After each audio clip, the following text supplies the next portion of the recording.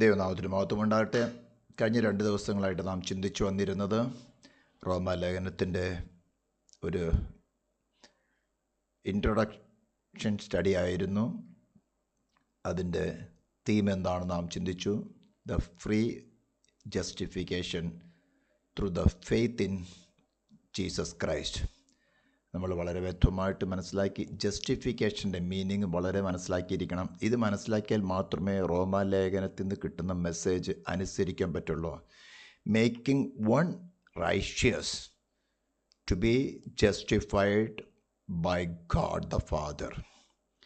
ഞാൻ വീണ്ടും പറയുന്നു, മേക്കിംഗ് സംവൺ റൈഷ്യസ്, അല്ലെങ്കിൽ മലയാളത്തിൽ പറഞ്ഞാൽ ഒരുവനെ നീതിമാനായിട്ട് പണിതെടുക്കുക.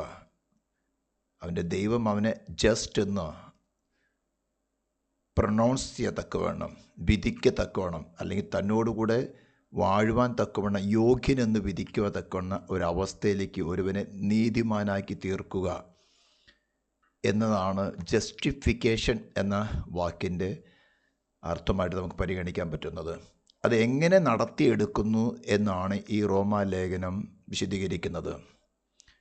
ക്രിസ്ത്യൻ ഫെയ്ത്തിൻ്റെ അടിസ്ഥാനമായ ഒരു ഉപദേശമാണ് റോമാലേഖനത്തിൽ കൂടെ ദൈവത്തിൻ്റെ പരിശുദ്ധാത്മാവ് അപ്പസ്തോലനായ പൗലോസ് കൂടെ വിവരിക്കുന്നത്. ഇത് ശരിക്കും നമ്മുടെ വ്യക്തിപരമായ ജീവിതത്തിൽ മനസ്സിലാക്കി ഞാൻ റൈഷ്യസ് ആയിക്കൊണ്ടിരിക്കുന്ന പാതയിലാണോ, ക്രിസ്തുവിലാണോ എന്ന് സീരിയസ് ആയിട്ട് ചിന്തിക്കാൻ പറ്റുള്ളൂ. ഇത് നമ്മുടെ സോളിൻ്റെ എക്സിസ്റ്റൻസിനെ ബാധിക്കുന്ന ഒരു വിഷയമായതുകൊണ്ട് ഒരു വിധത്തിലുള്ള ഡിനോമിനേഷണൽ മുൻഗണനയോ അല്ലെങ്കിൽ വ്യക്തി താല്പര്യമോ മറ്റ് എല്ലാ വിധത്തിലുള്ള ചിന്താഗതികളും മാറ്റിവെച്ചിട്ട് ഇതെൻ്റെ സോളിൻ്റെ രക്ഷയുടെ ആവശ്യമായ വിഷയമാണെന്ന് മനസ്സിലാക്കിയിട്ട് വളരെ ശ്രദ്ധാപൂർവം വളരെ പ്രാർത്ഥനയോടും ഇതിനെ പരിഗണിച്ചാൽ മാത്രമേ നിങ്ങളുടെ സോൾ രക്ഷ പ്രാപിക്കുകയുള്ളൂ.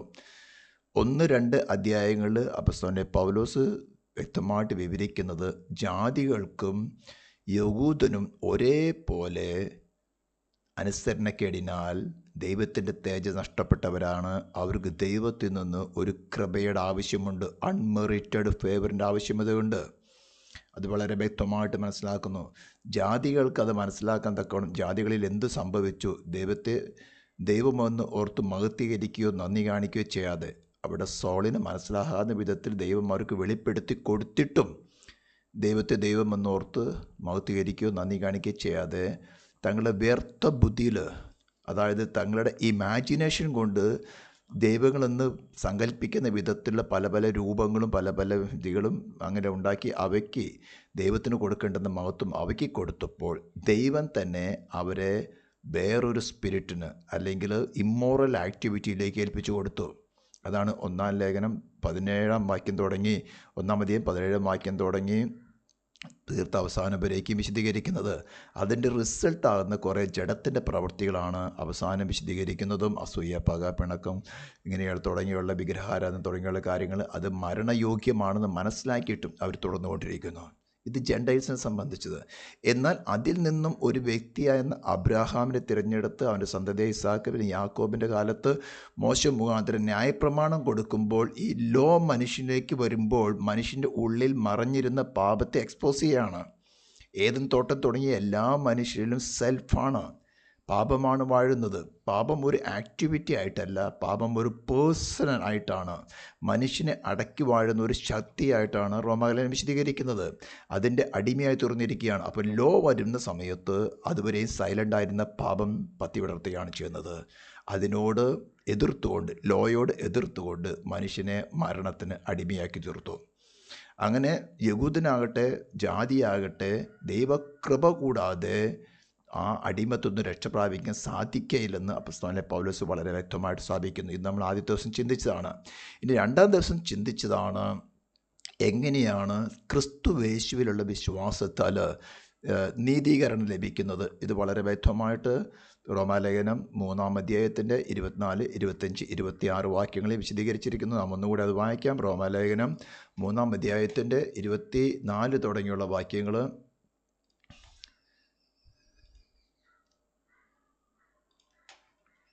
അവൻ്റെ കൃപയാൽ ക്രിസ്തുയേശുവിങ്കലെ വീണ്ടെടുപ്പ് മൂലം സൗജന്യമായി അത്ര നീതീകരിക്കപ്പെടുന്നത്. വിശ്വസിക്കുന്നവർക്ക് അവൻ തൻ്റെ രക്തം മൂലം പ്രായശ്ചിത്തമാകുവാൻ ദൈവം അവനെ പരസ്യമായി നിർത്തിയിരിക്കുന്നു. ദൈവം തൻ്റെ പൊറുമയിൽ മുൻകഴിഞ്ഞ പാപങ്ങളെ ശിക്ഷിക്കാതെ വിടുക നിമിത്തം തൻ്റെ നീതിയെ പ്രദർശിപ്പിപ്പാൻ താൻ നീതിമാനും യേശുവിൽ വിശ്വസിക്കുന്നവനെ നീതീകരിക്കുന്നവനും ആകേണ്ടതിന് ഈ കാലത്ത് തൻ്റെ നീതിയെ പ്രദർശിപ്പിപ്പാൻ തന്നെ അങ്ങനെ ചെയ്തു. ഇത് സെക്കൻഡ് ഡേയിൽ നാം കുറച്ച് ഇൻട്രൊഡക്ഷൻ പറഞ്ഞതാണ്. അതുകൊണ്ട് വളരെ ക്ലീനായിട്ട് നിങ്ങൾക്ക് മനസ്സിലാകും. കാണാത്തവർക്ക് ഇതിൻ്റെ യൂട്യൂബിൽ ഇതിൻ്റെ ചെറിയൊരു വീഡിയോ ഇട്ടിട്ടുണ്ട്. നാം ഇത് ഇൻട്രൊഡക്ഷൻ, റോമാലേഖനത്തിന് ഇൻട്രൊഡക്ഷൻ മാത്രമായിട്ടാണ് ചിന്തിച്ചു പോകുന്നത്. ദൈവം കൃപയാണെങ്കിൽ അടുത്ത ആഴ്ച തുടങ്ങി നമ്മൾ വേഴ്സ് പഠിക്കുന്നതായിരിക്കും.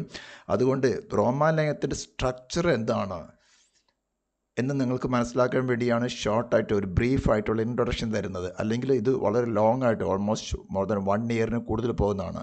അപ്പോൾ 1-ാം അധ്യായം തന്നെ ചില മാസങ്ങളെടുത്താൽ, അതായത് കേൾക്കുന്നവർക്ക് അവരുടെ സോളിൽ ദൈവത്തിൻ്റെ പരിശുദ്ധാത്മാവ് കൺവിക്റ്റ് ആക്കുന്നിടത്തോളം മെസ്സേജ് നീണ്ടുപോകും. വെറുതെ ഒരു ഉപദേശം സ്ഥാപിക്കാനല്ല ഞാൻ ആഗ്രഹിക്കുന്നത്. കേൾക്കുന്നവർക്ക് ഈ ശബ്ദം കൊണ്ട്, ഈ ലേഖനം കൊണ്ട് ദൈവത്തിൻ്റെ പരിശുദ്ധാത്മ എന്ത് ആഗ്രഹിക്കുന്നോ അവരുടെ സോളിനകത്ത് സംഭവിക്കണം. അല്ലാതെ ഇത് ഒരു ഉപദേശം സ്ഥാപിച്ചിട്ട് കാര്യമില്ല. ഇനിയോ അത് നമ്മൾ ഇക്കാര്യങ്ങൾ ചിന്തിച്ചു കഴിഞ്ഞതാണ്. ഇനി 6-ാം അധ്യായം, 7-ാം അധ്യായം, 8-ാം അധ്യായത്തിൽ കൂടെ എങ്ങനെയാണ് ഈ ക്രിസ്തുവിലുള്ള നീതീകരണം വിശ്വസിക്കുന്നവനിലേക്ക് ഇമ്പാർട്ട് ചെയ്യുന്നത് അല്ലെങ്കിൽ കണക്കിടുന്നത് എന്ന് തെളിയിക്കുന്നതാണ് റോമാലേഖനം 6-ാം അധ്യായം, 7-ാം അധ്യായം, 8-ാം അധ്യായം. അത് വളരെ വ്യക്തമായിട്ട് മനസ്സിലാക്കുക എങ്ങനെയാണ് അത് നമുക്ക് ഇമ്പാർട്ട് ചെയ്യുന്നുള്ളത്. എന്നാൽ മാത്രമേ ഈ പാതി നമുക്ക് വളരെ വ്യക്തമായിട്ടുള്ള കാര്യങ്ങൾ മനസ്സിലാകുകയുള്ളൂ. അവിടെ റോമാലേഖനം 6-ാം അധ്യായത്തിൽ വിവരിക്കുന്നത്, ഹല്ലേലൂയ, മനുഷ്യനിൽ പാപം എങ്ങനെ കർത്തൃത്വം നടത്തുന്നു, മനുഷ്യൻ എങ്ങനെ പാപത്തിന് അടിമയായി തീർന്നു, പാപം അതിൻ്റെ മോഹങ്ങളെ അനുസരിക്കുമാറ് നമ്മുടെ ശരീരത്തിൽ വാണിരുന്നു. എന്നാൽ ക്രിസ്തുയേശുവിനോടുകൂടെ, ക്രിസ്തുയേശുവിനുള്ള വിശ്വാസത്താൽ നമ്മുടെ പാപത്തിൽ നിന്ന് എങ്ങനെ മോചനം പ്രാപിക്കുന്നു. ഡെഡ് ടു സിൻ, പാപത്തിന് നാം മരിച്ചവരായി തീരുകയാണ്. പാപത്തിൻ്റെതായിട്ടുള്ള മോഹങ്ങൾ, ടെംപ്റ്റേഷൻസ് നമ്മുടെ സോളിൽ ഡെവലപ്പാകുന്ന സമയത്ത് ഒരു മർത്യ ശരീരത്തിന് ഇന്നാക്റ്റീവായിരിക്കുന്ന സ്വഭാവം, മർത്യ ശരീരം ഇന്നാക്റ്റീവായിരിക്കുന്നത് പോലെ പാപവുമായിട്ടുള്ള ബന്ധത്തിൽ നമ്മുടെ സോൾ ഇന്നാക്റ്റീവായിരിക്കണം. ഒരു മരിച്ച മനുഷ്യനെ പോലെ ആയിരിക്കണം. ഹല്ലേലൂയ. ഇതിന് നമ്മുടെ ഹ്യൂമൻ പവർ കൊണ്ട് സാധ്യമല്ല, ക്രിസ്തുവിനാൽ മാത്രമേ സാധിക്കുകയുള്ളൂ. നമ്മുടെ വിൽ പവർ കൊണ്ട് സാധ്യമല്ല. അപ്പോൾ 6-ാം അധ്യായം വിവരിക്കുന്നത് പാപം എന്നൊരു ശക്തി, ഒരു ആക്ടിവിറ്റി അല്ല, പാപം എന്നൊരു ശക്തി മനുഷ്യനെ എങ്ങനെ അടിമപ്പെടുത്തിയിരിക്കുന്നതും അതിൻ്റെ മോഹങ്ങളെ അവൻ്റെ ആന്തരികവും ഭാഗ്യവുമായ അവയവങ്ങൾ കൊണ്ട് അതിൻ്റെ മോഹങ്ങൾ എങ്ങനെ ചെയ്തെടുക്കുന്നു വിവരിക്കുകയാണ്. എന്നാൽ ക്രിസ്തുയേശുവിലുള്ള വിശ്വാസത്തെ എങ്ങനെ പാപസംബന്ധമായി മരിക്കാമെന്നും ആ മരിച്ച പഴയ മനുഷ്യനെ എങ്ങനെ വെള്ളത്തിൽ അടക്കം ചെയ്യുന്നുവെന്നും കുഴിച്ചിടുന്നുവെന്നും അതേപോലെ തന്നെ അതിൽ നിന്ന് ക്രിസ്തുയേശുവിലെ വിശ്വാസത്താൽ അവനുള്ള പുനരുദ്ധാന ശക്തിയോടുകൂടെ ഒരു ഉയർത്തെഴുന്നേൽപ്പിൻ്റെ അനുഭവത്തിൽ തുടർന്ന് എങ്ങനെ ജീവിക്കാമെന്ന് വെള്ളത്തിൽ സിഗ്നിഫൈ ചെയ്യുന്നതാണ്, സാക്ഷീകരിക്കുന്നതാണ് ഒരു വിശ്വാസിയുടെ സ്നാനമെന്ന് പറയുന്നത്. അതിൽ തന്നെ നമുക്കറിയാൻ സാധിക്കും മറ്റ് മതവിഭാഗങ്ങളും സമൂഹങ്ങളും എപ്പിസ്കോപ്പിയൽ സഭകളെല്ലാം നടത്തിയിരിക്കുന്ന ശിശു സ്നാനമോ പുനർജന സ്നാനമോ വ്യർത്ഥമാണെന്നും നമുക്ക് വളരെ വ്യക്തമായിട്ട് മനസ്സിലാക്കാൻ സാധിക്കും. അതൊക്കെ നമുക്ക് ഡീറ്റെയിൽ ആയിട്ട് പഠിക്കുമ്പോൾ വരാം. എന്നാൽ 7-ാം അധ്യായത്തിൽ അപ്പോസ്തലൻ പൗലോസ് കുറച്ചും കൂടി ഡീപ്പായിട്ട് വിശദീകരിക്കുന്നത് ഒരു ഹസ്ബൻഡ് വൈഫ്, ഒരു ഭാര്യ ഭർത്തൃ ബന്ധത്തിൽ കൂടെ എങ്ങനെയാണ് ഒരു ഭാര്യ വിവാഹത്തിൻ്റെ നിയമത്തിൻ്റെ അടിസ്ഥാനത്തിൽ ഒരു ഭാര്യ എങ്ങനെ ഭർത്താവിനോട് കീഴ്പ്പെട്ടിരിക്കുന്നു, അല്ലെങ്കിൽ ആ ലോയിൽ എങ്ങനെ അടിമപ്പെട്ടിരിക്കുന്നു. ആ ഹസ്ബൻഡ് ജീവിച്ചിരിക്കുന്ന കാലത്ത് അവൾ വേറൊരു പുരുഷനായി കഴിഞ്ഞാൽ അവൾ വ്യഭിചാരിണി എന്ന് വിളിക്കപ്പെടുമെന്നും, എന്നാൽ ആ ഹസ്ബൻഡ് മരിക്കുകയാണെങ്കിൽ അവൾക്ക് തനിക്ക് ഇഷ്ടമുള്ളതുപോലെ ആ ഭർത്തൃ ന്യായപ്രമാണത്തിൽ നിന്ന് അല്ലെങ്കിൽ ആ കവനൻ്റ് ഓഫ് മാരേജിൽ നിന്ന് അവൾ റിലീസായെന്നും അവൾക്ക് വേണമെങ്കിൽ വേറൊരു പുരുഷന് ഭാര്യയായി തീരാമെന്ന് പഠിപ്പിക്കുകയാണ്. ഇവിടെ ലോയെ ദ ലോ, മോശ മുഖാന്തരം ഇസ്രായേലിന് കൊടുത്തായിരുന്ന ലോയെ ഹസ്ബൻഡായിട്ടും വോൾ ഹ്യൂമാനിറ്റിയെ, മാനവജാതി മുഴുവനും ഭാര്യയായിട്ട് കണക്കിടുകയാണ്. അങ്ങനെ ഈ ഭാര്യ സെൽഫിനെ, ഏദൻ തോട്ടം തുടങ്ങി സെൽഫ് ഡിസയറിൻ്റെ സാറ്റിസ്ഫാക്ഷനെ സ്വീകരിച്ച നാൾ തുടങ്ങി നിത്യനായ ദൈവത്തിൻ്റെ തേജസ് അവളിൽ വസിച്ചിരിക്കുന്ന സമയത്ത് തന്നെയാണ് ദൈവം തൻ്റെ സ്വരൂപത്തിലും സാദൃശ്യത്തിലും മനുഷ്യനെ സൃഷ്ടിക്കുമ്പോൾ പൊടിയിൽ നിന്ന് ഒരു രൂപമുണ്ടാക്കി അവൻ്റെ മൂക്കിലേക്ക് ജീവശ്വാസം ഊതിയപ്പോൾ അവൻ ജീവനോടെ ദേഹിയായി തീർന്നു. ദൈവം എത്രമാത്രം വിശുദ്ധനായിരിക്കുന്നു, നിത്യനായിരിക്കുന്നു, അതേപോലെ തന്നെ സകല ആട്രിബ്യൂട്ടും കൂടെയാണ് മനുഷ്യനെ സൃഷ്ടിച്ചത്. എന്നാൽ അവൻ പരീക്ഷിക്കപ്പെടുന്ന സമയത്ത് ആമേൻ നന്മത്തിന്മകളെ കുറിച്ച് അറിവിൻ്റെ വൃക്ഷത്തിൻ്റെ ഫലം തിന്നുകയാണെങ്കിൽ നിങ്ങളുടെ കണ്ണ് തുറക്കും, നിങ്ങൾക്ക് ദൈവത്തെ പോലെ ആയിത്തീർന്ന് ദൈവത്തെ കൂടാതെ വാഴാം എന്ന ഒരു ആശയം സൈത്താൻ അവൻ കൊടുക്കുന്ന സമയത്ത് അവൾ മോഹം ഗർഭം ധരിച്ച്, അതായത് ദൈവത്തെ കൂടാതെ വാഴുവാൻ സെൽഫ് എക്സിസ്റ്റഡ് ആയിട്ട് എറ്റേണായിട്ട് വാഴുക എന്നുള്ള മോഹം ഗർഭം ധരിച്ചുകൊണ്ടാണ് പാപം ചെയ്യുന്നത്. ആ സെൽഫാണ് ഇന്നും മനുഷ്യരിൽ വാഴുന്നത്. വിശ്വാസിയായിരുന്നാലും അവിശ്വാസിയായാലും അവൻ്റെ സോളിൻ്റെ ഇഷ്ടം ക്രിസ്തുവിനെ കൂടാതെ ദൈവത്തെ കൂടാതെ വാഴണമെന്ന് തന്നെയാണ്. അത് നിങ്ങൾക്ക് സോളിനകത്ത് വളരെ വ്യക്തമായിട്ട് തിരിച്ചറിയാൻ സാധിക്കും. അപ്പോൾ അങ്ങനെ ഈ സ്ത്രീ, അതായത് ഹ്യൂമാനിറ്റി എപ്പോഴും ദൈവത്തിൻ്റെ അടുത്തേക്ക് അടുത്താൽ തൻ്റെ സെൽഫിൻ്റെ സാറ്റിസ്ഫാക്ഷന് വേണ്ടി മാത്രമേ എടുക്കാൻ സാധിക്കുകയുള്ളൂ, as long as the self is dominating in her. ഇത് വളരെ വ്യക്തമായിട്ട് മനസ്സിലാക്കുക. നിങ്ങളുടെ പ്രാക്ടിക്കൽ ലൈഫിൽ തന്നെ മനസ്സിലാക്കാൻ സാധിക്കും. നിങ്ങൾ ദൈവത്തോട് പ്രാർത്ഥിക്കുന്നത് എങ്ങനെയാണ്? ദൈവത്തിൻ്റെ ഹിതം മാത്രം നിങ്ങൾ നടക്കണമെന്ന് വായിക്കൊണ്ട് പറയുമെങ്കിലും കാര്യത്തോട് നടക്കുമ്പോൾ നിങ്ങളുടെ പേഴ്സണൽ ഡിസയർ തലപൊക്കും. അത് നമുക്ക് ദൈവം ടൈം ടു ടൈം നമുക്ക് വെളിപ്പെടുത്തി തരും. ഇവിടെയെല്ലാം തന്നെ നമ്മുടെ പേഴ്സണൽ ഡിസയേഴ്സിനെ ഉരിഞ്ഞു കളയുവാനാണ് യേശു ക്രിസ്തു നമ്മളോട് ആഹ്വാനം ചെയ്യുന്നത്. ഒരുവൻ എന്നെ അനുഗമിപ്പാൻ ഇച്ഛിച്ചാൽ തന്നെ താനെ ത്യജിച്ച് നാൾ തോറും നമ്മുടെ തൻ്റെ ക്രൂശെടുത്ത് എന്നെ അനുഗമിക്കട്ടെ. ലൂക്കോസ് 9:23. അപ്പോൾ അങ്ങനെ സ്ത്രീ വീണ്ടും പല പ്രാവശ്യം ചെല്ലുമ്പോഴും ദ ലോ ഓൾവേസ് പറയും, no, you are coming to me for the satisfaction of self desire, you don't have any heartful love towards me എന്ന് പറഞ്ഞ് നീ മരണയോഗിയാണ് നിരന്തരം വിധിച്ചു കൊണ്ടിരുന്നു. അവൾ എല്ലാ ആശ്രയങ്ങളും സഹിക്കിടുന്ന സമയത്താണ് ലോ അവളുടെ മേളിൽ പ്രായോഗികമാക്കാൻ പോകുന്ന സമയത്ത്, അതായത് നിത്യമായ മരണം എന്ന ശിക്ഷ പ്രായോഗികമാക്കാൻ പോകുന്ന സമയത്താണ് ക്രിസ്തു മനുഷ്യൻ്റെ രൂപത്തിൽ വെളിപ്പെടുന്നത്. അവളുടെ സൃഷ്ടിതാവായ മാനവജാതിയുടെ സൃഷ്ടിതാവായ ദൈവം തന്നെ അവളെ പോലെയുള്ള ശരീരം, പ്രാണൻ, ആത്മാവുള്ളവനായിട്ട് വെളിപ്പെടുന്നത്. അതാണ് ഗലാത്യ ലേഖനം 4:4 പറയുന്നത്. കാലസമ്പൂർണതയിൽ ആമേ സ്തോത്രം, സ്ത്രീയുടെ സന്തതിയായി ന്യായപ്രമാണത്തിൽ കീഴുള്ളവനായിട്ട് അവൻ വെളിപ്പെടുന്നത്. സ്തോത്രം. അങ്ങനെ അവൻ മരണത്തോളം, ക്രൂശിലെ മരണത്തോളം തന്നെ ലോയെ അനുസരിച്ച്, അതുകൊണ്ടാണ് ന്യായപ്രമാണത്തിൽ കീഴുള്ളവനായി പറയാൻ കാരണം. ലോയെ അനുസരിച്ച് കൊണ്ട് ഒരു മനുഷ്യന് തൻ്റെ ഹ്യൂമാനിറ്റിയിൽ അതനുസരിക്കാൻ സാധിക്കും എന്ന് പ്രൂവ് ചെയ്തുകൊണ്ട് ലോയെ മാഗ്നിഫൈ ചെയ്യുകയും വീണ്ടും മനുഷ്യനെ കണ്ടം ചെയ്യാണ്. ലോ നിൻ്റെ മേൽ വിധിച്ചിരിക്കുന്നതായ നിത്യമായ മരണം എന്നത് ശരിയാണ്, നീ മരണയോഗ്യ തന്നെയാണ്, ഞാനിതാ ലോ അനുസരിച്ച് കാണിക്കുന്നു. എന്നാൽ ക്രിസ്തു അവിടെ പറയുന്നത്, ഞാൻ നിന്നെ സ്നേഹിക്കുന്നത് കൊണ്ട് നിൻ്റെ മേലുള്ള ശിക്ഷ ഞാൻ എൻ്റെ ശരീരത്തിലും പ്രാണനിലും ആത്മാവിലും ഏറ്റെടുത്തുകൊള്ളാം. അങ്ങനെ ക്രിസ്തു അവൾക്ക് പകരമായിട്ട് അവളുടെ ശരീരത്തിലും പ്രാണനിലും ആത്മാവിലുമുള്ളതായിട്ടുള്ള ശിക്ഷകളെ തൻ്റെ ശരീരത്തിലും പ്രാണനിലും ആത്മാവിലും ഏറ്റെടുത്തുകൊണ്ട് തൻ്റെ ശരീരം ക്രൂശിൽ കിടക്കുമ്പോൾ തൻ്റെ പ്രാണനും ആത്മാവും, സങ്കീർത്തനം 18:3 തുടങ്ങി 5 വരെയുള്ള വാക്യങ്ങൾ, 116 സങ്കീർത്തനം 3-ാം വാക്യം, അതുപോലെ തന്നെ എബ്രായ ലേഖനം 5:7 വാക്യത്തിലൊക്കെ പറഞ്ഞിരിക്കുന്നത് പോലെ ഇത് ഞാനൊക്കെ പല പ്രാവശ്യം വിശദീകരിച്ചിട്ടുണ്ട്. ഇനി നമ്മൾ ഡീറ്റെയിൽ ക്ലാസ്സിലേക്ക് പോകുമ്പോൾ വാക്യങ്ങളെടുത്ത് വായിക്കുന്നതായിരിക്കും. നിങ്ങൾക്ക് വേണമെങ്കിൽ വാക്യങ്ങളെടുത്ത് വായിക്കാം. സ്തോത്രം.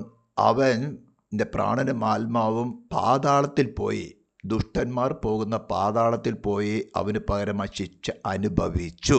അവിടെ നിന്നുമാണ് ദൈവം അവനെ ഉയർത്തെഴുന്നേൽപ്പിക്കുന്നത്. മരണപാശങ്ങൾ അഴിച്ചിട്ട് അവന് ഉയർത്തെഴുന്നേൽപ്പിച്ചു. മരണം അവനെ പിടിച്ചു വയ്ക്കുന്നത് അസാധ്യമായിരുന്നു.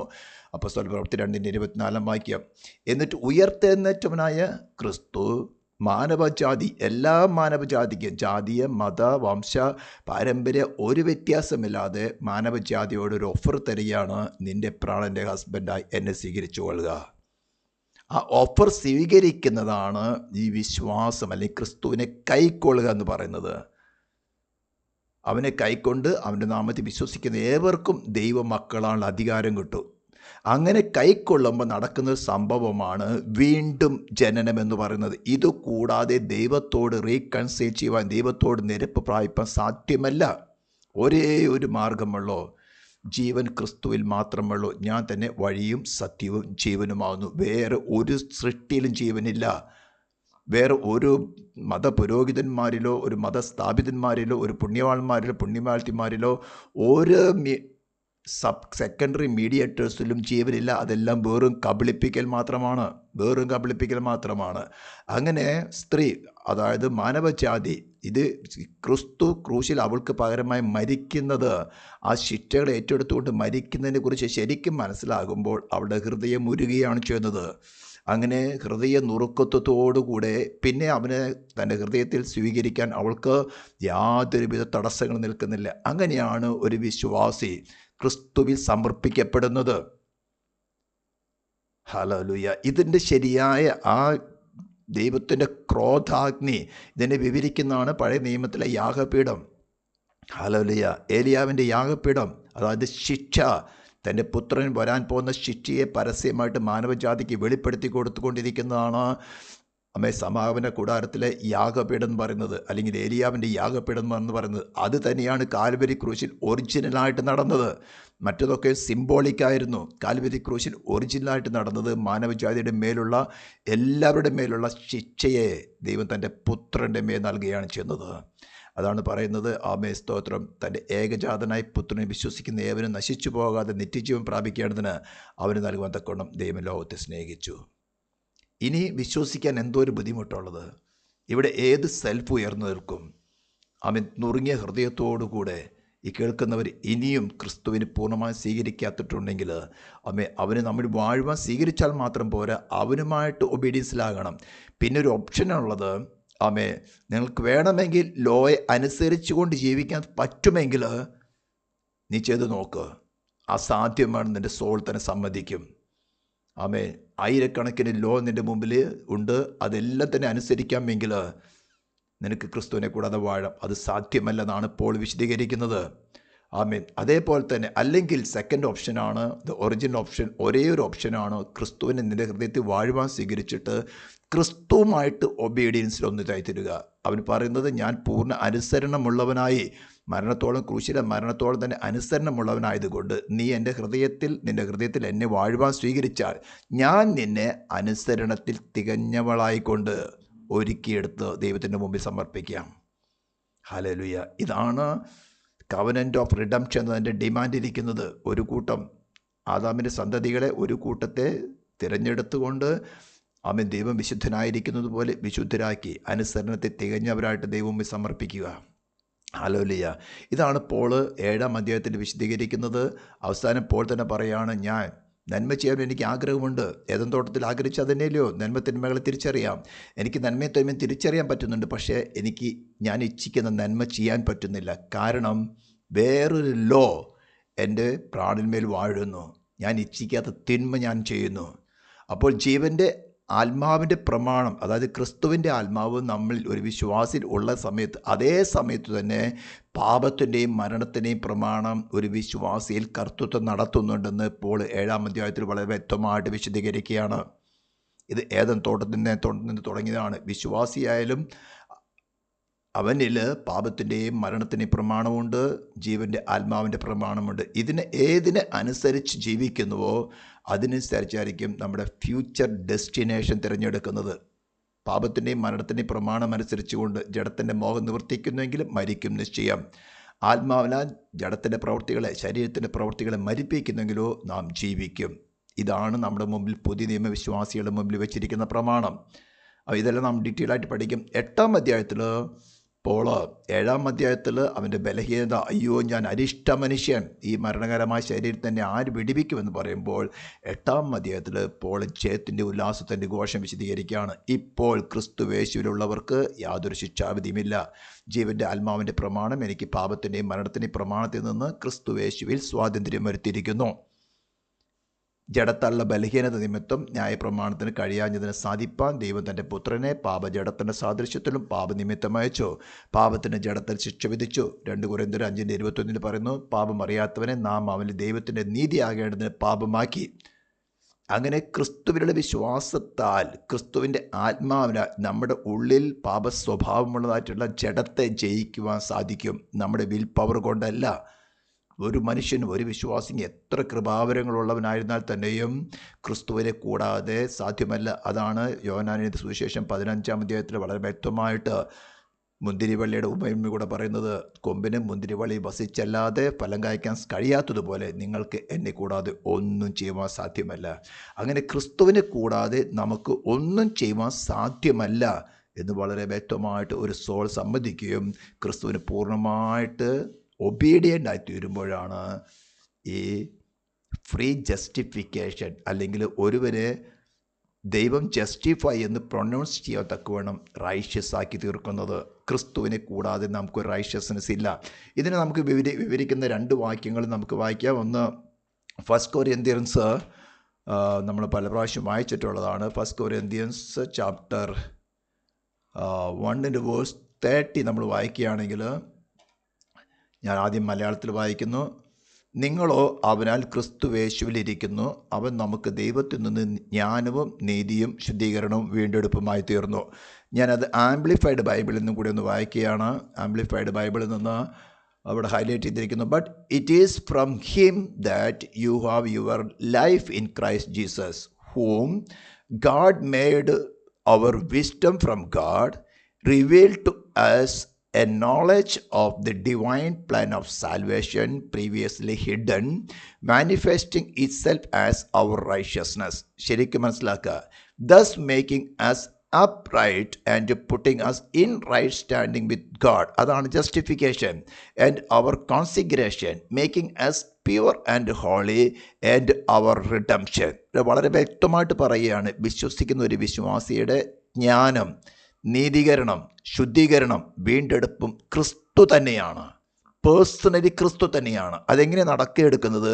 ക്രിസ്തുവിൻ്റെ ആത്മാവ് വിശ്വസിക്കുന്ന ഒരു വിശ്വാസിയുടെ പ്രാണനിൽ, ആത്മാവിൽ വസിച്ചുകൊണ്ട് അവൻ്റെ പ്രാണനിൽ ഉയർന്നതായിട്ടുള്ള ജഡത്തിൻ്റെ മോഹങ്ങളെ അവൻ്റെ സോളിനെ ഉപയോഗിച്ചുകൊണ്ട് തന്നെ നിർവീര്യമാക്കി അതിനെയാണ് ക്രൂശിഫൈ ചെയ്യുക എന്ന് പറയുന്നത്.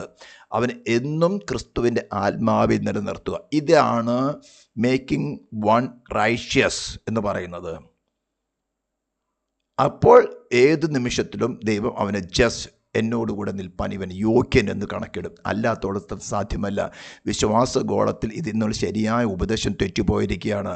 രക്ഷിക്കപ്പെട്ടു, സ്നാനപ്പെട്ടു, എല്ലാം തീർന്നു എന്ന് പറയാണ്. No, it is absolutely wrong. ഏത് മൂമെൻറ്റ് നാം ക്രിസ്തുവിനെ സ്വീകരിക്കുന്നു, ദൈവം നമ്മൾ ജസ്റ്റിഫൈ ചെയ്യും. എന്നാൽ ക്രിസ്തുവിൽ നിന്ന് അല്പം വഴുതിയാൽ നേരെ ശിക്ഷയാണ്. ദൈവരാജ്യത്തിൻ്റെ നിയമത്തിന് മാറ്റമില്ല. അവസാനത്തോളം നാം ശരീരത്തിന് വേർപ്പെട്ട് ദൈവസിംഹാസനത്തിന് മുമ്പിൽ നിൽക്കുമ്പോൾ ദൈവം പ്രൊനൗൺസ് ചെയ്യണം, he is right because is in Christ. In Christ. അങ്ങനെ ക്രിസ്തുവിലുള്ളവരാണ് ഉയർത്തെഴുന്നേൽക്കുന്നത് നിൽക്കുന്നത്. ആദ്യഫലം ക്രിസ്തു, പിന്നെ ക്രിസ്തുവിനുള്ളവർ അവൻ്റെ വരവിങ്കൽ. ക്രിസ്തുവിനില്ലാത്തവർ ഈ സംഭവം നടക്കുന്നതേ ഇല്ല. ഹല്ലേലൂയ. അതേപോലെ മറ്റൊരു വാക്യം ഞാൻ വായിക്കാൻ ആഗ്രഹിക്കുന്നത് യെരമ്യാ പ്രവചനം 23-ാം അധ്യായത്തിൻ്റെ 5-6 വാക്യങ്ങൾ മാത്രമേ വായിക്കുന്നുള്ളൂ. ജെറമിയ ചാപ്റ്റർ 23 വേഴ്സ് 5 and 6 മാത്രമേ വായിക്കുന്നുള്ളൂ. ഞാൻ ദാവീദിന് നീതിയായുള്ളൊരു മുളയായവനെ ഉത്ഭവിപ്പിക്കുന്ന കാലം വരും. അവൻ രാജാവായി വാണ് ബുദ്ധിയോടെ പ്രവർത്തിച്ച് ദേശത്ത് നീതിയും ന്യായവും നടത്തും. അവൻ്റെ കാലത്ത് യഹൂദ രക്ഷിക്കപ്പെടും, ഇസ്രായേൽ നിർഭയമായി വസിക്കും. അവന് യഹോവ നമ്മുടെ നീതി എന്ന് പറയും. അവൻ ഇംഗ്ലീഷിൽ വായിക്കുകയാണെങ്കിൽ the Lord our righteousness. Lord himself is our righteousness. അതായത് ക്രിസ്തു തന്നെ നമ്മുടെ നീതീകരണം. ഇത് മനസ്സിലാക്കിയാൽ, ഇതിൻ്റെ അർത്ഥം മനസ്സിലാക്കിയാലാണ് നിങ്ങൾ രക്ഷിക്കപ്പെടുന്നുള്ളൂ. നിങ്ങളുടെ ഏത് അവസ്ഥയിലും നിങ്ങൾ ക്രിസ്തുവിലാണോ, ദൈവം നോക്കും നിങ്ങളെയല്ല. ക്രിസ്തു ഒരു നാളും പാപം ചെയ്യാത്തവനെ പോലെ, ക്രിസ്തുവിൽ വസിക്കുന്നവന്, ക്രിസ്തുവിനാൽ മറയപ്പെട്ടിരിക്കുന്നവന് ദൈവിക ഭരണകൂടം കണക്കിടുന്നത് ഒരു കാലത്തും പാപം ചെയ്യാത്തവരായിട്ടാണ്. അതുകൊണ്ട് ശത്രു നിങ്ങളെ ഏതെങ്കിലും ചെറിയ വിഷയത്തിലോ ചെറിയ നിങ്ങളുടെ വാക്കുകളിലോ ചെറിയ സ്ലിപ്പുകൾ സംഭവിച്ചാൽ ശത്രു എപ്പോഴും നിങ്ങളെ ബ്ലാക്ക് മെയിൽ ചെയ്യാൻ നോക്കും. അവിടെയെല്ലാം പറയണം, നോ, എനിക്ക് വേണ്ടി പാപയാഗമായി തീർന്ന് എന്നെ സ്നേഹിക്കുന്ന ക്രിസ്തുവാണ് എൻ്റെ റൈഷ്യസ്നസ്. എനിക്ക് എപ്പോഴും. എന്നാൽ 6-ാം അധ്യായത്തിൽ പൗലോസ് പറയുന്നത് എന്താ? അങ്ങനെയാണെങ്കിൽ കൃപ പെരുകേണ്ടതിന് പാപം ചെയ്തുകൊണ്ടിരിക്കുന്നോ? നോ, ഒരു നാളും അരുത്. പാപസംബന്ധമായി മരിച്ചവരായി നാം അതിൽ വസിക്കുന്നത് എങ്ങനെ? അതാണ് പറഞ്ഞത്. എങ്ങനെയാണ് ആ റൈഷ്യസ്നെസ് ഓഫ് ക്രൈസ്റ്റ് നമ്മൾക്ക് ഇമ്പ്യൂട്ട് ചെയ്യുന്ന കണക്കിടുന്നത്. ഇഷ്ടംപോലെ ജീവിച്ചിട്ടല്ല. You have to abide in Christ. നിങ്ങൾക്കിത് വ്യക്തമായെന്ന് തോന്നുന്നു. റോമാലേഖനം 6-ാം അധ്യായം 7-ാം അധ്യായം 8-ാം അധ്യായം പ്രാർത്ഥനയോടുകൂടെ വായിക്കുക. ദൈവം കൃപ ചെയ്യുകയാണെങ്കിൽ നമ്മൾ ഇതിൻ്റെ ദീർഘമായിട്ടൊരു പഠനത്തിലേക്ക് കടക്കും. അപ്പോൾ നിങ്ങൾക്ക് ഏകദേശം കുറച്ച് മനസ്സിലാകും. ഞാൻ ഇതിങ്ങനെ ഡിവൈഡ് ചെയ്യാൻ കാരണം, ഇത് ഡിവൈഡ് ചെയ്യുമ്പോഴേ നിങ്ങൾക്ക് റോമാലേഖനത്തിൻ്റെ ഒരു ആകത്തുക മനസ്സിലാകുകയുള്ളൂ. എന്നിട്ട് റോമാലേഖനം വായിക്കുമ്പോൾ നിങ്ങൾക്ക് മനസ്സിലാകും. അല്ലെങ്കിൽ ദീർഘകാലമായിട്ടുള്ള വേർഡ് ടു വേർഡ് സ്റ്റഡിയിലേക്ക് പോകുമ്പോൾ 1-ാം അധ്യായത്തിൽ തന്നെ 2-3 മാസം എടുത്താൽ നിങ്ങൾ അവസാനം മറക്കും. അവസാനം ഓർമ്മയെ വരില്ല. അവസാനം 15-16 അധ്യായങ്ങൾ അല്ലെങ്കിൽ 12-ാം അധ്യായത്തിലേക്ക് കടന്ന് നിങ്ങൾ യാഗപീഠത്തിൽ വെച്ചുകൊണ്ട് ദൈവത്തിന് പ്രസാദമുള്ളൊരു യാഗമായി തീരണം. അത് തന്നെ പഠിക്കാനായിട്ട് മാസങ്ങളെടുത്താൽ, ഒരൊറ്റ വാക്യം പഠിക്കാൻ മാസങ്ങളെടുത്താൽ 1-ാം അധ്യായത്തിലും 2-ാം അധ്യായത്തിലും പോൾ പറയുന്നതൊക്കെ മറന്നു പോകും. അതുകൊണ്ട് ഈ ഒരു ആകത്തുക റോമാലേഖനത്തിൻ്റെ തീം എന്താണെന്ന് ഹൃദയത്തിൽ എപ്പോഴും ഉറച്ചിരിക്കാൻ വേണ്ടിയാണ് ഈ ഷോർട്ട് ഡേയ്സിലെ ക്ലാസ്സുകൾ ആദ്യം എടുത്തിരിക്കുന്നത്. അതുകൊണ്ട് പ്രാർത്ഥനയോടുകൂടെ ഇത് നമുക്ക് തുടരാം. ദൈവമായ കർത്താവ് നമ്മളെ സഹായിക്കട്ടെ. പ്രാർത്ഥിക്കാം. പരിശുദ്ധ നിത്യമായ ദൈവമേ, സ്വർഗീയ പിതാവേ, ഈ വചനങ്ങൾ കർത്താവിൻ്റെ ജനത്തിന് അനുഗ്രഹമായി തരുക. നിന്നോട് ഭക്തിയിലേക്കും വിശുദ്ധ ജീവിതത്തിലും നീ അവിടെ നീതീകരണം മനസ്സിലാക്കിക്കൊണ്ട് നിന്നെ വസിക്കാൻ ഇടയാകട്ടെ എന്ന് പ്രാർത്ഥിക്കുന്നു. പ്രാർത്ഥന കേട്ടതിനായി സ്തോത്രം. യേശു ക്രിസ്തുവിൻ്റെ നാമത്തിൽ തന്നെ. Thank you.